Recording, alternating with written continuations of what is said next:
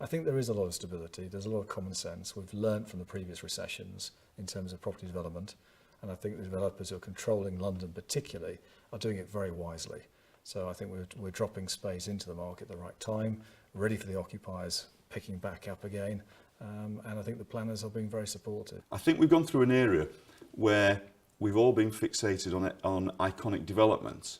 And that's been fantastic for London because it's changing the nature of the skyline. But as we're at where we sit at the moment, in terms of where the economy sits at the moment, we're really changing it back around and we're saying we're actually looking at building something from the inside out rather than from the outside in. And yes, we all want strong architecture and we're looking to build with strong architecture, but at the same time we want that usability and that flexibility of use that will take us through the next 10 or 20 years, because occupiers don't know where they're going to be and don't know what their usage requirements will be. At the end of the day, you know, who drives the building design?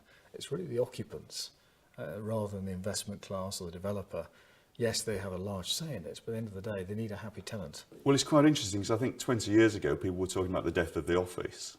And actually what's happened is there's been a reversal of that. If anything, there's probably as many people as ever, if not more, coming into city centres. I think in terms of the actual working environment is to keep the building as flexible as we can to be able to, you know, meet these needs. But at the end of the day, we've got a job to do, so it's got to be efficient space. I look at where my son is at the moment, and the way my son works is totally different from the way I work, and the way a lot of my colleagues work, and the way in which my father worked.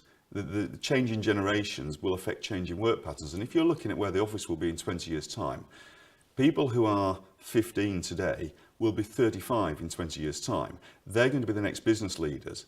The way in which they operate is a total different way in which we operate. And for people like myself, it's quite a challenge understanding how they operate and trying to work and say, well, actually, what do they want in a working environment?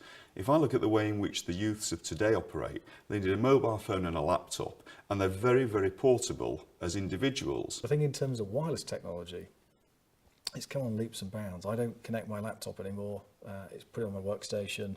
I take my laptop to every meeting to get immediate emails, information down. So we are more fluid. I think we've still got to catch up in telephony areas and screens and power and things like that. How can we do that more efficiently? But I think we've got catch up to do rather than actually worry about what's in the future. It's what we've already developed and is now stable we can actually implement into the wide office space. It's a key issue for us in terms of looking at the sustainability of buildings, looking at the reuse of buildings.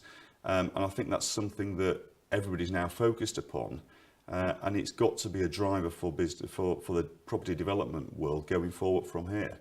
I think a building that is divisible, so you may be the occupier today, but you may have to look at how do you sublet space or, you know, shed some cost.